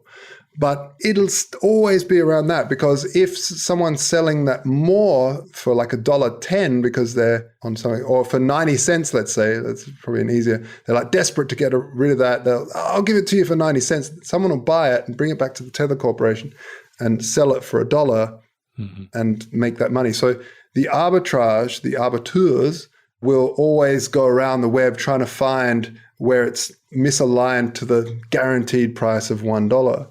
And that's what pegs it. Now, this was an amazing idea, because what happened, and it's such a simple idea, but what happened was exactly what I was talking about before, where banks would just shut down crypto exchanges accounts and would not allow them, or they'd go into a massive regulatory overhead. So instead of doing that, they would say, no, we're crypto only. We've got this thing called Tether. It's not money, it's a cryptocurrency. So we're crypto, so we're unregulated. And that's how they then grew. So it was a really great way for a crypto exchange to deal with fiat without dealing with banks and without all the regulatory overhead. And that's where it sort of came from. But the fact of the matter is, we don't know, have they got the money? And the scariest thing about Tether is that they can just print Tethers out of nowhere, which are infinite, and go and buy these rare numbers called Bitcoins or Ethereum or whatever, these really special numbers, which there's only 21 million of these things. So they must be laughing, going, we can just create these and go and buy these rare, and someone's willing to swap this really rare thing for my thing that I made out of nowhere. So not saying that that's what they're doing. I just say that would they be could. illegal, assumedly, right? Like if that got found out, then they'd go to jail. It wouldn't. Yeah, but there's also counterfeiting money is highly illegal. So it's also a very gray area, right? If I'm creating Tether and saying that it's equal to $1, you're not. You're saying you'll always buy one. So that's how they get around that. But it's a very scary thing to have this massive. And just to let your listeners know, like JP Morgan Chase recently came out with a report stating that Tether now is one of the largest investment funds, or the largest funds in the world, up there with BlackRock. Wow. And BlackRock, these are like the largest in the world, like crazy large. Now, I just want to clarify one thing just for the beginner listener. If I take my 1,000 US dollars of fiat and I exchange that for 1,000 Tether tokens, the Tether exchange is keeping my 1,000 US. Supposedly, they're supposed to have it available as a liquid asset to back up the Tether token. But the kind of allegations going around here is they've taken my $1,000 amongst all the other money they've taken from people, And they can do whatever they might want to do with it. Like you said, buy a Bitcoin or buy a property in China, or all kinds of things like that could be happening. Yeah. And then absolutely. if you get a call for that money, then there's no liquid assets to back it up. It collapses. That's right. And actually, it's a funny analogy because this is kind of where fiat paper money comes from. Fiat paper money originally was a tether to gold. And all these people would have this heavy, it was, the people would have silver. They were, kings and queens would have gold. But the people would have silver, heavy silver. And so they would take this to their, like, let's say the Rothschilds vaulting facility in Germany, and they would give the silver over, and the vaulting facility would write a receipt. Okay, you one piece of silver, here you go, and here's the receipt. And eventually people would just trade the receipts rather than, I've got to go to the markets, I'm going to first go to the vault, get my silver out and go then to the, they would just say, no, I'll just trade my receipt. And then paper money. And the thing is that these facilities got so incredibly wealthy, so wealthy that people would walk past these estates and say, that must be a banker because no king or queen could afford this. This is just far too grand. And because they figured out that not everyone is going to come and collect their gold at the same time. So let's just write receipts and charge interest for writing a receipt out of thin air. And this is, the start of fractional reserve banking, meaning you have a fraction of reserve on the outstanding credits that are out there. But yeah, Tether could do the same thing. They just write receipts. They just create Tether out of nowhere and say that it's Tether. But they did one thing out of a report, apparently, in the last dip after 2017, where it went right down and they bought a lot of Bitcoin, fairly much at the bottom. And so my feeling is that they're way overcapitalized, like by far. But my feeling is that the USDC, which is similar to Tether, but USDC is a regulated stablecoin, regulated by the US government. They have to have everything, full checks and balances, and they have to have all that liquidity. Now, they are going to have problems as soon as the US goes into negative interest rates. Because when they go into negative interest rates, that business model breaks. You cannot pay the interest fee by holding this stuff in the banks for billions of dollars. The whole business model breaks. So they'll have to go into a fractional reserve, a legal one. They'll get a banking license and all the rest of it to do that. But you've gone, then USDC stands for circle, and you literally have gone full circle. You've gone from, hey, let's go decentralized to like, holy moly, let's just have another system that's fractionally reserved and all that. Anyway, so what the MakerDAO did to get around all of this craziness with the banking system and with tethers, and you don't know if they're fully backed or not, if they're going to get shut down or if negative interest rates are going to hit. And what MakerDAO did was say, here's a smart contract, and we're going to allow you to put Ethereum in. Let's say there's $10,000 worth of Ethereum. We're going to let you borrow generate $5,000 of a stable cryptocurrency pegged to the dollar. So you've got more value, provably, everyone can check, there's more value locked in this smart contract than there is that you've generated out there in this currency called DAI, D-A-I. And how we peg it to the dollar is we say, okay, if you do this, you borrow from yourself. So you put Ethereum in, you don't have to sell it. So let's say this is good for multiple reasons. I bought a car, I'll be like, I don't want to sell my Ethereum. So I put it in a smart contract and I borrow enough for the car. And first of all, capital gains tax isn't there because I haven't sold. I've just got a loan. And B, inflation is paying off my loan. Plus I haven't had to sell and it's gone up and up and up. It's not good if the crypto crashes. But this is why you have an over-collateralization, because if crypto goes down, the smart contract doesn't liquidate the assets in there. I'm sorry, guys. I hope you're still with me. I'm sure we've lost 95%. I'm struggling a little bit with this one. Maybe because for a lot of people, they don't even know what a DAO actually is. Like, obviously, that's the starting point for decentralized finance. But in a simple terms, it's just we're creating decentralized, I don't want to use the word institution, because that sounds centralized, but that's kind of what they're trying to replace, the institutions that run all aspects of finance with a decentralized version of it. Maybe you can explain it a bit more through what the standard actually is, just how that connects. So we took this idea and really that was launched like a few years ago, and we've seen a whole bunch of issues with it. We're kind of the next generation of this idea where you can collateralize smart contracts with crypto assets, but also with gold and silver and precious metals. And I'll talk about that in a minute and why. But the main thing was that, just to make it super simple for people, if a pawn shop, PAWN, if you went in, I just have to spell that out. This is basically, you take your bike in if you need money, you give it to them, they give you half the value, and they get to keep the bike if you don't come back in a week and buy it back for a little bit more than they lent it to you with interest, or you go back and you buy back and you have your bike. But this system is, rather than trusting a shop to do that in a centralized mechanism, it's a decentralized mechanism where it's just a bunch of code where you send money in and it generates things. And you have the private keys. You're the only one that has keys, and it's code and it's hard coded. No one can change it. There's no dodgy man standing there, it's going to rip you off. It's just 2 + 2 is always equal 4. So you know the code, you know what it'll do, and it won't change.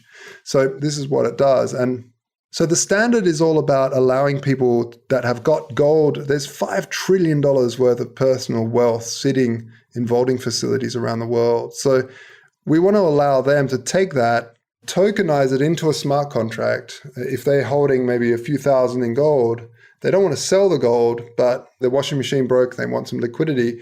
They can put that into a smart contract, borrow against themselves in a stable cryptocurrency that's in their local currency. So we're starting with euros. So it'll be standard euro.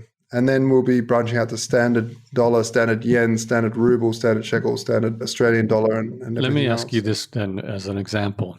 I have $1 million in gold bullion locked up in a Swiss safe. I want to buy a property in Berlin.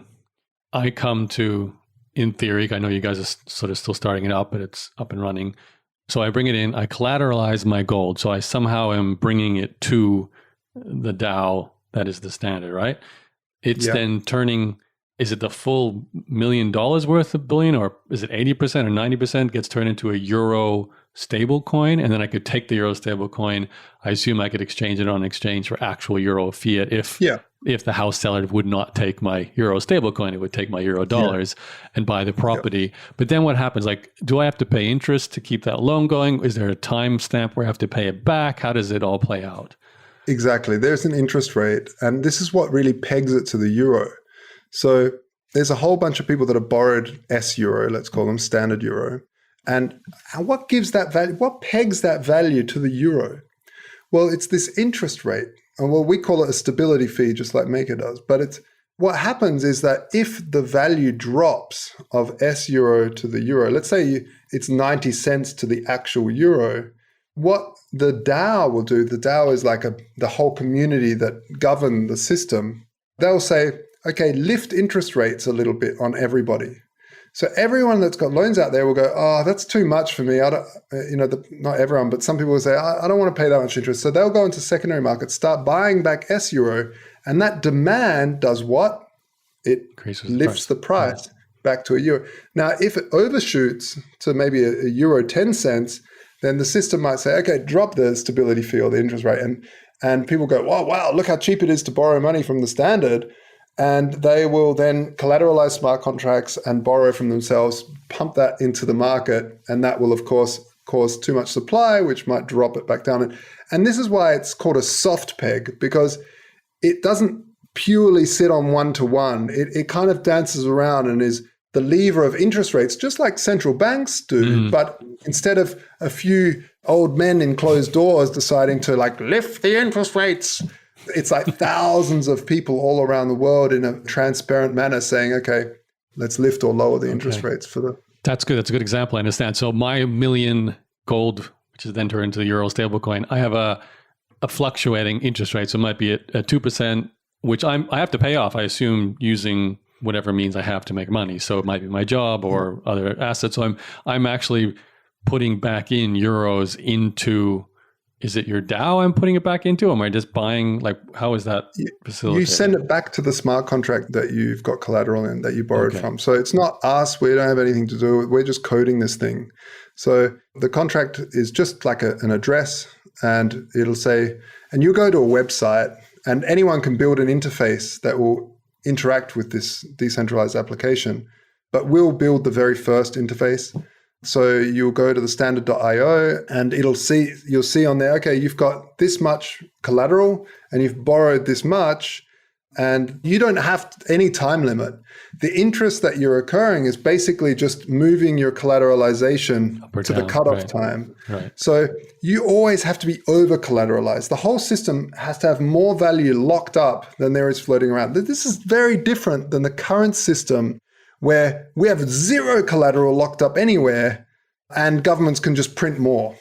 So this is the fundamental difference that we're doing here, that you can provably know that there's more collateral locked up. So, and what happens if it does cross that collateralization, there's a whole bunch of people that have put S-Euro into a smart contract that's ready to buy up liquidated assets, and they buy them 15% under spot.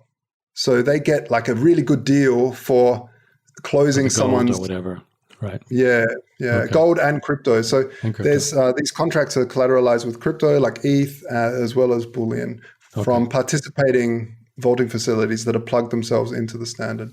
Right. So, for example, your Vaultoro would be, if I'm holding $1 million worth of gold in Vaultoro, I can then say, listen, I need to get out $500,000 of that for an asset purchase. I then go to the standard. I connect my Vaultoro account. It pulls in half of my Vault Gold into the standard DAO. It then shows up as collateral and as a drawable asset under the European stablecoin in this case. Pull out the money. I go buy my house or whatever. And then it shows me that I have to keep making this minimum. Well, once it starts reaching the point, if I'm worried, I got to keep paying down that interest or paying down the principal there, right? And I'm assuming that will be connected. Like, it looks like almost like a wallet with like an interface on the internet, and I would just possibly need to move fiat into an exchange, turn it into the stable coin for the euro, move the stable coin into the standard protocol DAO, and then I could put it against the interest. Yeah. Okay. Exactly. And you pay yourself back. And the great thing is, like, over time, the inflation pays off your loan. You know, if you've got a loan for 10 years and you bought with $500,000, you bought a house, and then in 10 years' time, that same $500,000 buys a carton of milk, then you've kind of paid off your house with a carton of milk sort of value. You know, so this is the thing. And a lot of people don't realize this. This is really financial education 101, is how do the wealthy keep their wealth during inflationary periods? And every single time, it's because what you do is you go short the thing that's losing value, meaning you borrow the thing that's losing value, sell it, and buy back. So for the listeners that don't know what shorting is everyone knows on the stock market, I'll buy some Tesla stock because I think it's going to go up. And I can comprehend that. You can think, okay, yeah, I get that. That's how you make money in the stock market. You also have a very important mechanism in the stock exchange called going short, and that's betting on the price going down. How that works is, let's say someone has Tesla stock and I believe Tesla's going to go down in price. What I would do is borrow that Tesla stock off that person with interest. So he'd lend it to me with interest, and then I'd sell it straight away. It would go down in price. I'd buy it back, pay them back, and keep the difference. And this is the idea of shorting. So the same thing when, let's say you're living in Venezuela 4-5 years ago, what you would do is you would effectively borrow a whole bunch of Venezuelan bolivar and buy physical real assets with it. And then 10 years later, buy back the bolivar, which is like now worth nothing, pay the person that you borrowed it from back with interest, of course, and deal with that. Got it.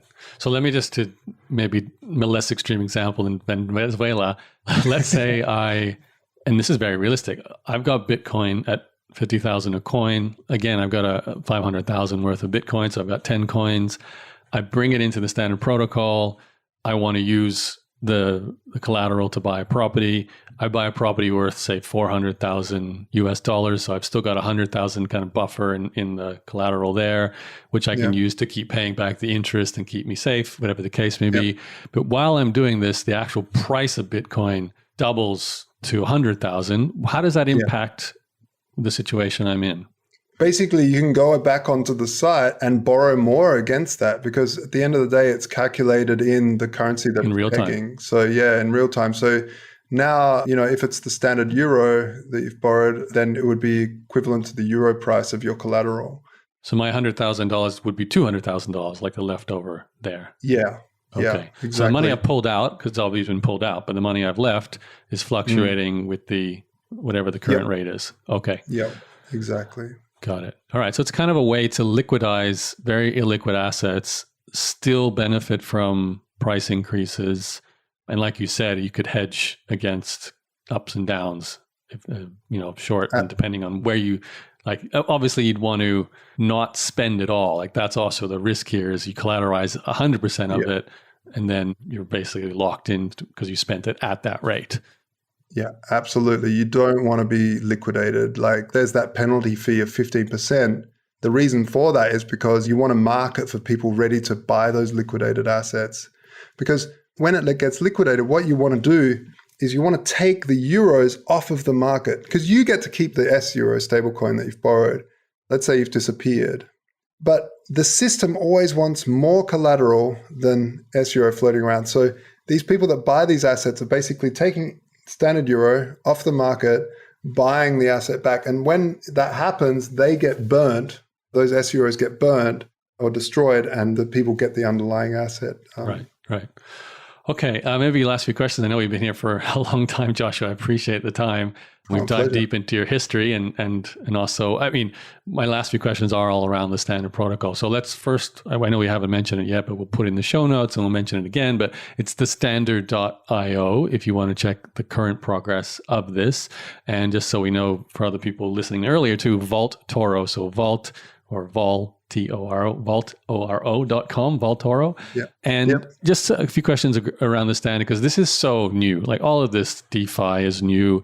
It's trying to replace very trusted institutions in our society. So a big part of this is just a lack of trust. Whichever. Well, yeah, both, right? Like we trust them, and like mainstream society will always trust the bank until they don't, right? But I am curious, even just thinking the examples we were giving with a house or whatever, and there's so many layers, like the pricing of the crypto, the stability of the crypto. If you're using something like Tether, what they're doing with, the stable coin.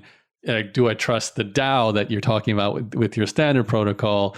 The interface, there's so many different, I feel like, I don't want to call them breakable, but parts I don't yet trust enough, even though it's technology. Absolutely breakable. Yeah, this code is, it's, this is one of the things why I think we've had such success raising the initial first round in this project, is because we've had, since 2015, never had a hack. We're obsessed with security. And we do things slowly but properly, and this is, I think, what people appreciated. Yeah, but sorry to interrupt you there. Well, no, my questions are like, how comfortable should I be moving? Like, if it's I have $1 million net worth, and I do want to keep it safe, but I also want to be smart with it and leverage it in the best ways I can, and I just don't know whether I trust anything in DAO yet. I barely trust Bitcoin because I can buy it on Coinbase or some kind of reasonably, now it's floated on the stock market. It seems like I have a regulated, safe. It's not Mount Gox, basically. I've reached that point where we're Robinhood traders, so on, but we're not like, there's no DAO I know of that mainstream society feels like, they don't have the app on their phone and they're using it to, for example, I could imagine it'd be amazing. The standard app's on my phone. I just go, I need some cash. I pull it out of my collateral and away you go, right? I could run my entire life on just that one account potentially. And it's going all against I'm keeping it in Bitcoins. I'm getting the benefits of that. So how do we get to the point? Like, I guess that's my question here. Given all these things that we don't trust and we don't know yet, how do we get to the point where this swaps out the pawn store, the bank, and that's PAWN again, and the banks and the traditional lending? And all the systems that we have in place now for, hundreds of years, if not thousands of years for fiat currency. So how do we get to that point? What are the steps? There's so many scams in this space. So you have to trust that the code is right, that it's not a scam. There's a whole lot of bunch. And people like yourself that have got great podcasts that educate the mainstream is one big pillar in this story. But the second thing is really having a solid grandma-friendly user interface, and that it's all about user interface. Because when Bitcoin first started, it's this ugly interface that was absolutely written by Satoshi himself. And it's just awful, right? It was made by technicians for technicians. But as you move further down the line, like when the internet first arrived on the scene, to write an email, you had to do it with command line. And you would have said, well, how's anyone ever going to use this? And now you've got grandpa sitting in his nursing home on his iPad swiping all day long. And this is really what it comes down to, is that things like the iPad focused on user experience and on intuitiveness and having no real manual for it. It's so intuitive that you don't need a user manual. And this is what it comes down to. But without a user manual, you kind of need that education. And this is one of the beautiful things I love about crypto, is that it's brought the conversation back to what is money around the dinner table. This is a conversation that when they were going off the gold standard, people actually had around the dinner table. It'd be like, well, what do you think? Should we or shouldn't we go off there? And people say yes, but there would be this big debate. And for the last 40, 50, 60 years, we just don't talk about that stuff.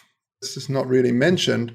So it's had this renaissance of education just within the family. And because people are making so much money in crypto, it's like, I have to learn about this. So naturally, a lot of people are going out there learning what is this, what is that, what is DeFi, what is, and so that coupled with good interface, coupled with great education and resources like yourself, will allow that to happen. But yeah, I mean, the main focus for us is to build, what we have to do is build an amazing user experience, also partner with other systems. So we're already talking to ATM operators to allow the interface on an ATM to draw out, because I think I saw, what was it? It was 73%. I'm not quite sure of the number. It was something like that, 73 or 78% of all Americans, and I'm pretty sure it's something similar in Europe, are living paycheck to paycheck. And this cycle is extremely hard to break because they just don't get a chance to save.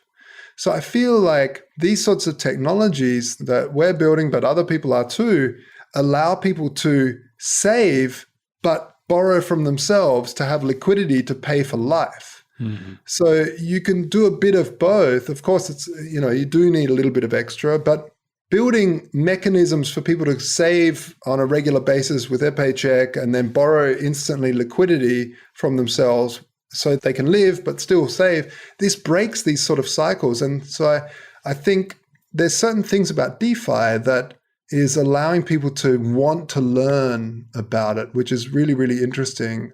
It's one of those great things about cryptocurrency that people really want to learn. And it's also having a knock-on effect with banks. Like Coinbase, for instance, dared to want to offer 4% interest on people holding fiat. Mm-hmm.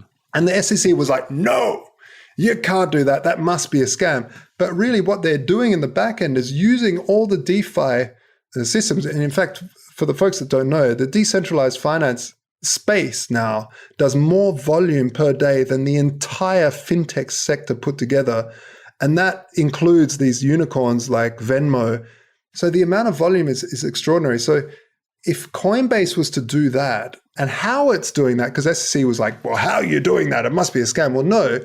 What you're doing is in traditional banks, you put your money in the banks and about 15 people and layers all take a cut until they give it to some clever market maker who basically buys and sells with your liquidity. And DeFi, you cut out all those people and just stick the money into an automated market maker yourself. and you gain those profits straight away. So you can gain like quite a lot of money just by allowing liquidity. So this is what Coinbase is doing. And the SEC knows that if Coinbase does this, that it will be a black hole. People will move their money out of every single bank and say, why would I store it with you, Deutsche Bank, if I can just bring it across to Coinbase and earn 4% APY? Like, it's a no-brainer. It's a no-brainer, especially when Coinbase gets a banking license or whatever else. Kraken has just got a banking license. Well, I was actually going to ask you, because this sounds like the final hurdle here and the biggest one, that exact point you just made. The banking system, the government, if we destabilize the traditional way, I say we, but I don't know who we is, but if people start moving their money out of that and into even something as simple as Coinbase, because they understand it, they're already comfortable with it, 4% interest sounds great. It causes the biggest problem for the banks. It takes away their liquidity.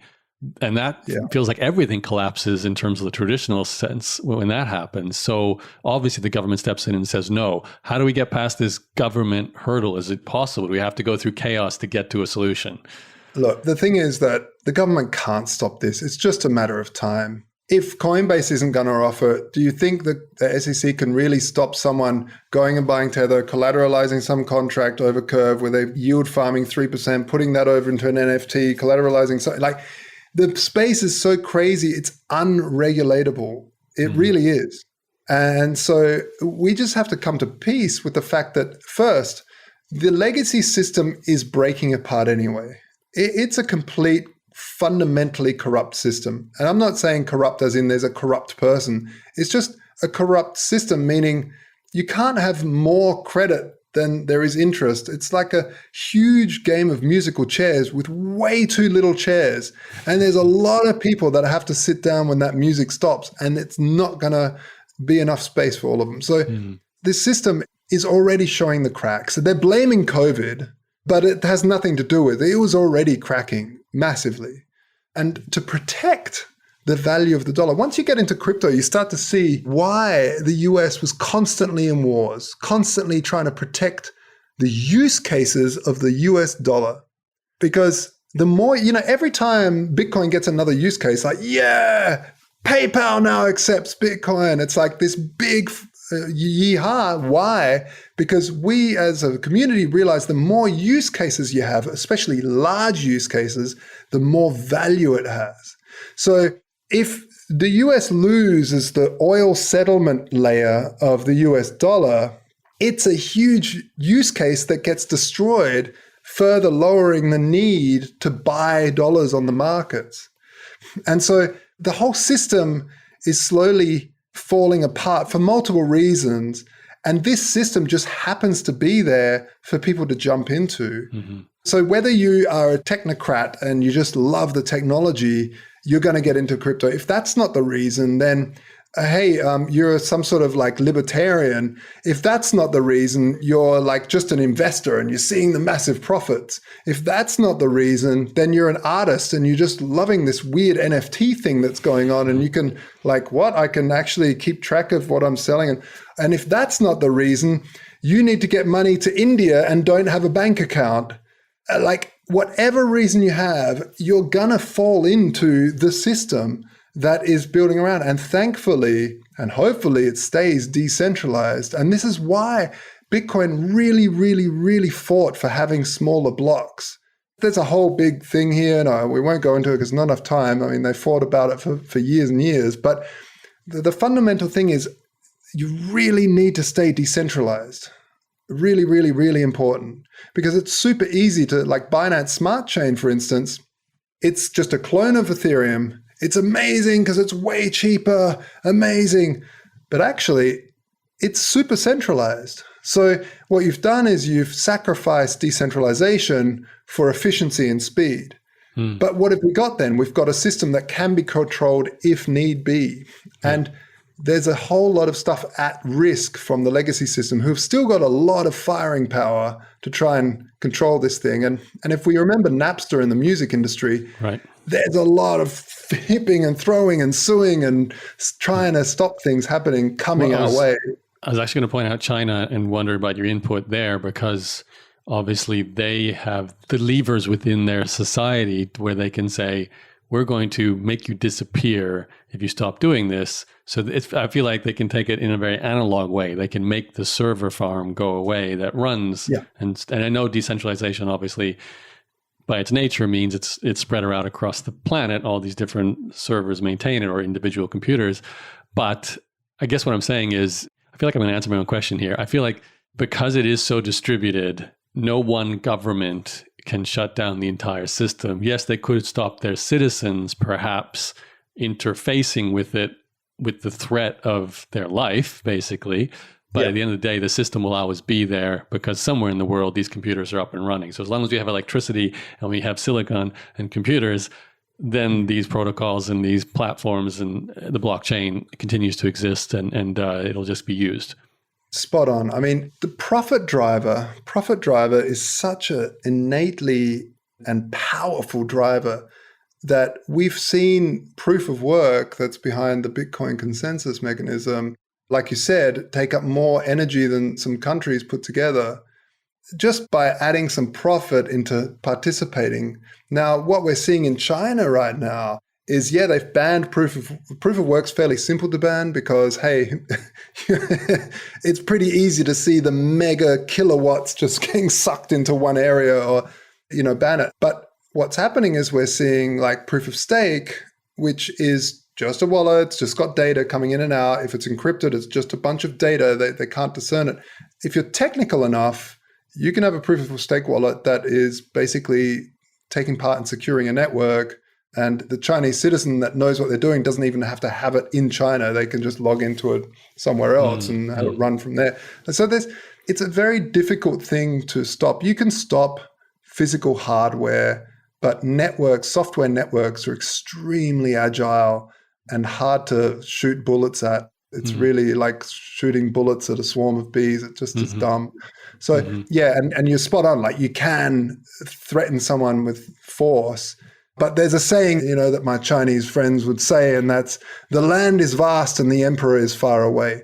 And that's kind of the mentality a lot of Chinese people have, is like, it's illegal and you'll read it, but there's a whole district actually that just does it. And it's like exporting money out of China. There's all these like controls, but there's whole districts in China that deal with just that problem. Let's see. Okay, Joshua, we're almost 2 hours here. So I do, again, really appreciate your time and such a great doorway, I think, into many topics for the listener, whether it's DeFi, even just proof of stake versus proof of work, like you just talked about. We're not going to go into that right now. You can research that yourselves, listeners. I just wanted to wrap up just with your own evolution here. You said you raised funding for the Standard Protocol. So where are you at with this project? Yeah, so we did a little pre-sale just to allow us to hire more developers and do some R&D and some really technical stuff, because Ethereum is very expensive at the moment. So we're going to natively do it on a layer 2 for those that know what that means. It basically means that we can do it at microcents, like less than a cent transactions rather than full. But nevertheless, it's gotten us to a point where we can do this. The next thing we'll have is a private sale. And actually it's private because it's just anyone that signs up with us, signs up to the newsletter and joins the community and interacts with us and, builds this thing, because we're still a small project. We're still pretty under the radar. And so it's people coming in to our Telegram, chatting with us, figuring out, giving us feedback. And for those, then will be a private sale available, and that will help us raise enough money to build the MVP and really have liquidity enough to put liquidity into markets and allow us to kickstart this amazing project. So, we really see the Standard as fundamental groundwork infrastructure for decentralized 2.0, DeFi 2.0. And so that's where we're at right now. Okay. So I'd definitely recommend people jump on to the standard.io and check it out, read about it, and join the Telegram and ask us anything. Yeah. Okay, cool. And just to clarify, when you say you're going to be doing a private raise, you're selling the TST token eventually, and you use the collateral from that to hire engineers to keep building and move on. But the original raise you've done so far, was that also selling TST, or were you actually getting? Okay, so there's no traditional VC, angel, anything normal funding here. This is all within the tokenization. That's right. We have some angel investors and we had some VCs, but we really don't want huge whales. And we have a few VCs that have bought, but their tokens are vesting over time. Since your show is all about vesting, it's important that one of the big traps that a lot of people are falling into in this whole space is they're buying into tokens that the community have called it rug pulls, where basically large players will fund the very early parts of the project.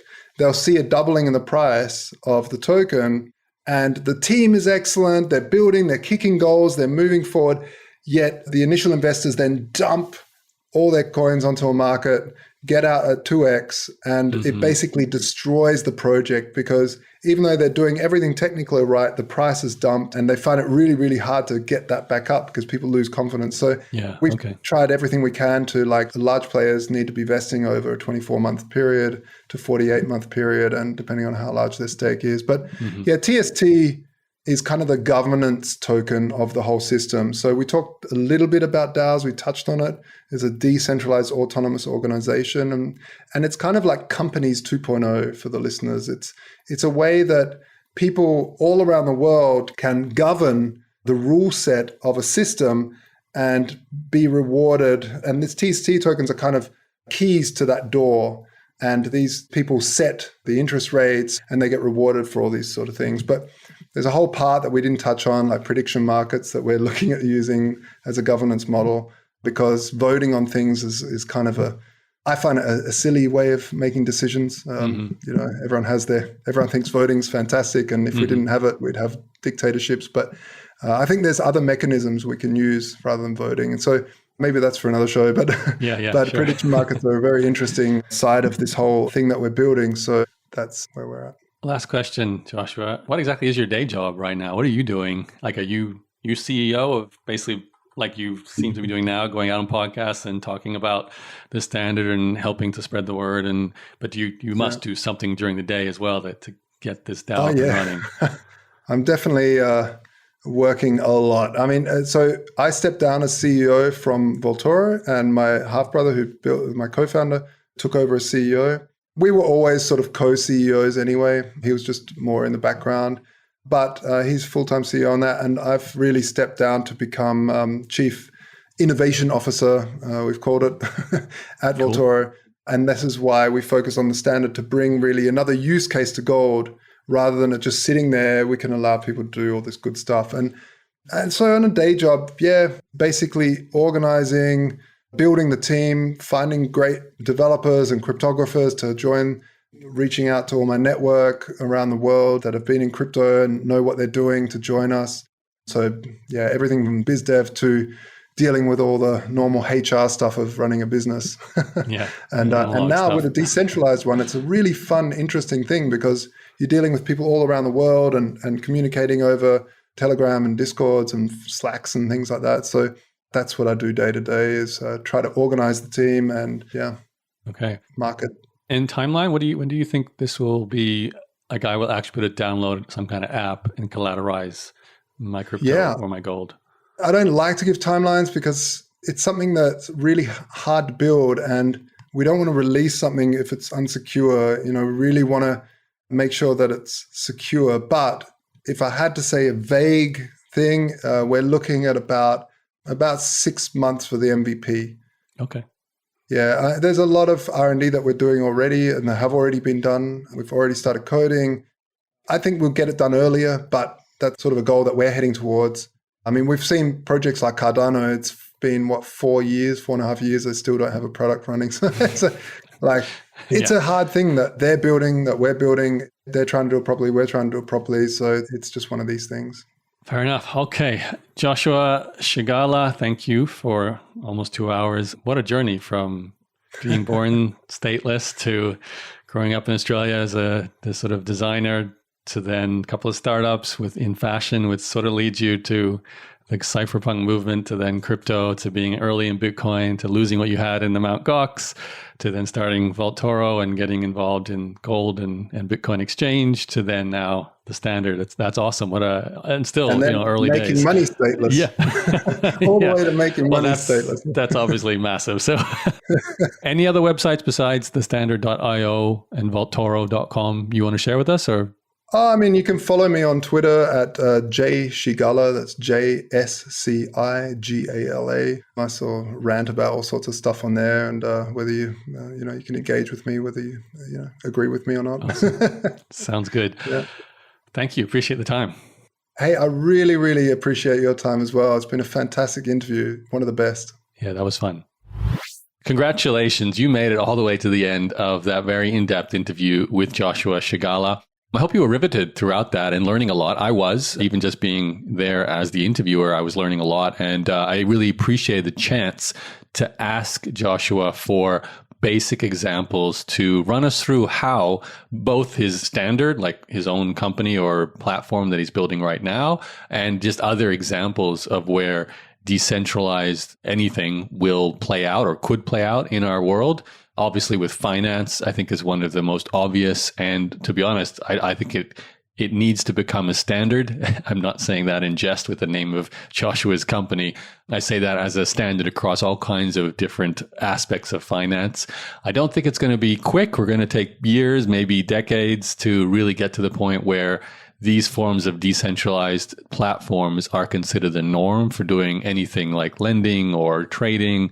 Could be trading all kinds of assets. Imagine buying property, with your cryptocurrency and then using that property as an asset on a platform like the Standard to hedge against it as it accretes to, not hedge against it. Oh, it is hedging against it, but to actually borrow and using that property as collateral to extract more funds without ever having to go to a bank for refinancing, for reevaluation. It's all just done decentralized. The software does the math. It just releases those funds and you can decide how to use them, when to use them. And even then, as I said, hedge against the value of your property by perhaps taking some of the value, turning it into another asset class. That might be confusing to you. Don't worry if that is the case. Just get your head around the basics. I think that's the most important thing you can do. Just understand what cryptocurrency is. Just Bitcoin is a great starting point, and also what the blockchain is and how that is. What is that compared to Bitcoin? The Bitcoin runs on blockchain. Learn what that means, how it works, and then you can dive in as deep as you like. And maybe you'll go all the way to the point that Joshua is and consider doing a startup in this space, or at the very least, start using some of the DeFi tools to potentially earn some amazing gains just on the asset appreciation, the potential for returns in interest. You could stake your crypto as a way to earn as well. There's so many ways to generate cash flow and appreciate asset value. Of course, not just the disclaimer, but just the hard truth about this. It is so speculative out there right now. It is a wild, wild west. So you can lose a lot, you can gain a lot. It can happen in very short time frames. So obviously, be careful and just watch everything before you dive in with any amount of money. Certainly do not put your entire net worth into this ecosystem because it is so fresh and new. All right, so I'm going to wrap it up because it has been a super huge episode. I hope you did love it. If you did love it and you think this would help another person, maybe anyone who's new to crypto, this would be a great place to send them to start getting a feel for it and see two real examples of companies that operate in crypto and what they're doing and why they exist and what is the purpose behind them compared to traditional institutions that do the similar things. Or just to hear a great startup story in a cutting up space, or I should say an entrepreneur's story entering the world of cryptocurrency. Very, very current. Send them to Vested Capital episode number 26. You can also find us on all the apps. Just look for episode 26 there on Apple iTunes. You can go to Google, of course, with their podcast player. There's the Audible ebook player, does podcasts as well. There's Amazon's version of this. There's Spotify, which is growing in popularity. So definitely find Vested Capital on Spotify and then subscribe or follow or plus sign, whatever the button is to stay in touch with this podcast. Get all the latest episodes. I have a lot more coming down the pipe. And of course, you can dive into some of the previous episodes as well. In fact, 2 episodes before this one with Joshua, I was interviewing Gabrielle, who founded Coin Rule, which is another crypto startup. So a different methodology or a different purpose behind what Coin Rule does, but another great story about cryptocurrency. That's all on the Vested Capital podcast with me, your host, Yaro. So I'm going to wrap it up. Thank you for listening again today. I look forward to talking to you again on a very, very near future episode. Bye-bye.